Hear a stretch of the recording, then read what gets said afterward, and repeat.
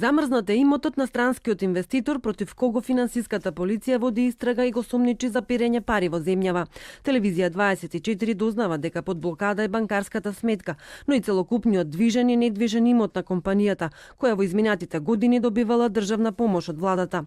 Од финансиската полиција не откриваат детали, колкав криминал е под истрага и колкава евентуалната штета врз буџетот. Нашите извори велат дека компанијата не е лоцирана во Тирзоните, туку е сместена во околината на Скопје. Директорот на управата Арафат Муареми изјави дека истрагата ќе покаже дека дел од странските инвестиции се дојдени само за да земат што е можно повеќе пари од државата. Се води предистражна постапка. За скоро време ќе излеземе со детали за целиот случај, како почнал и кои се резултатите од истрагата. Дека Македонија не е имуна на меѓународните шеми за перење пари, потврдуваат и од Управата за финансиско разузнавање. Разузнавачите велат дека во земјава годишно се вртат од 300 до 400 милиони евра валкани пари.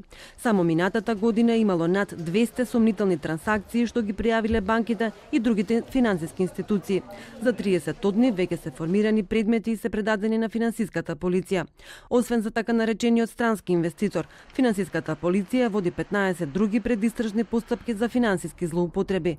Во истрагите под сомнение се поранешни, но и актуелни функционери.